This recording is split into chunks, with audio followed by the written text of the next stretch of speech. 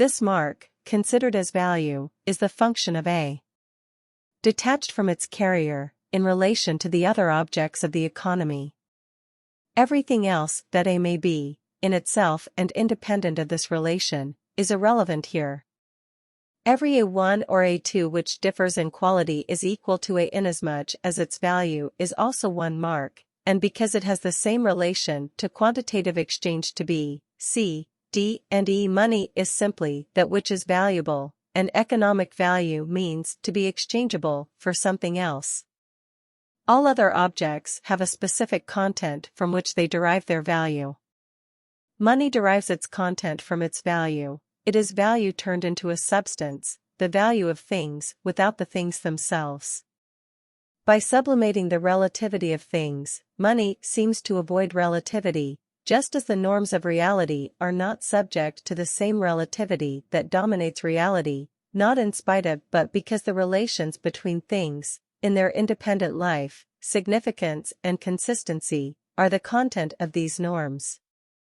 Everything that exists is subject to laws, but the governing laws themselves are not subject to law. It would be to move in a circle to assume that there is a natural law that entails natural laws. I leave it open, however, as to whether this circle is nevertheless legitimate because it is part of the fundamental processes of thought to return to their origin or to aim at an end that lies in infinity. Norms are the types and forms of relativity that develop among, and give form to, the specific phenomena of reality, whether they are termed ideas, as with Plato and Schopenhauer, logoi as with the Stoics, the a priori as with Cont, or stages in the development of reason as with Hegel. These norms are not relative in the same sense as the objects subjected to them, because they themselves present the relativity of the objects. Thus it becomes comprehensible that money as abstract value expresses nothing but the relativity of things that constitute value, and, at the same time, that money, as the stable pole, contrasts with the eternal movements, fluctuations and equations of the objects. Insofar as money does not accomplish this, it does not function according to its pure concept, but as a specific object coordinated with all others. It would be erroneous to object that, in the business of moneylending and foreign exchange, money is bought for money, and that therefore money, although preserving the purity of its concept, acquires the relativity of individual objects of value, which it was supposed not to have but merely to represent. The fact that money expresses the value relation of valuable objects exempts it from this relation and places it in a different order. By representing the relationship in question and its practical consequences, money itself acquires a value by which it not only establishes a relationship to all kinds of concrete values, but can also indicate relations among value quantities within its own domain, which excludes tangible objects. One quantum is offered as present money, another as a future promise. One quantum is accepted in one region, the other in another. These are modifications that produce value relationships, unaffected by the fact that the object with whose quanta they deal represents as a whole the relation between objects whose value significance is quite different. Analysis of the nature of money with reference to its value stability, its development and its objectivity from this dual role, outside and within the series of concrete values, there result, as I have said, innumerable difficulties in the practical and theoretical treatment of money. To the extent that money expresses the value relationship between goods, measures them and facilitates their exchange, it enters the world of useful goods as a power of entirely different origin, either as an abstract system of measurement or as a means of exchange which moves between tangible objects as does ether between objects possessing weight.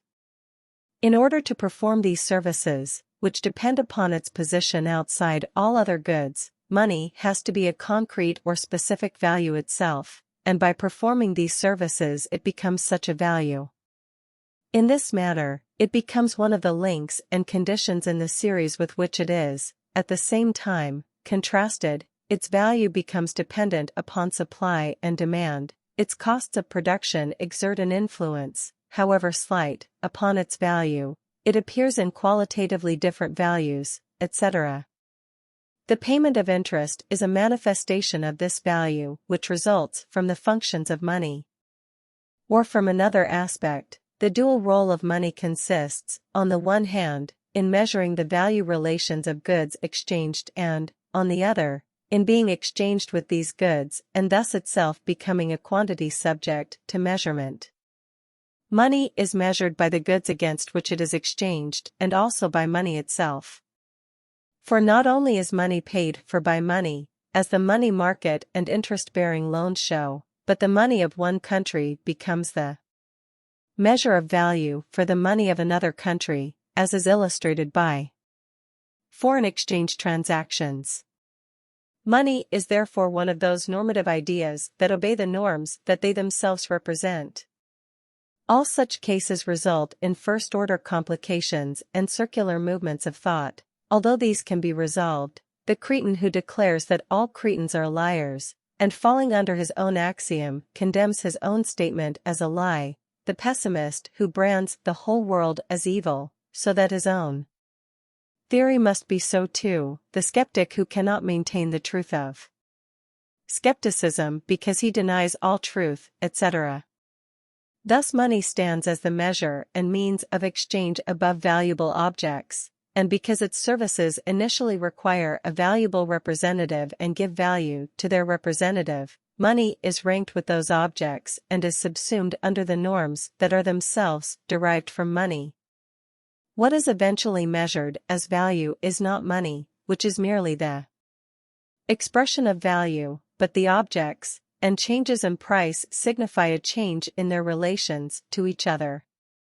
Money, viewed in terms of its pure function, has not changed its value, but a greater or lesser quantity of money reflects that change itself, abstracted from its representatives and assuming an independent form of expression.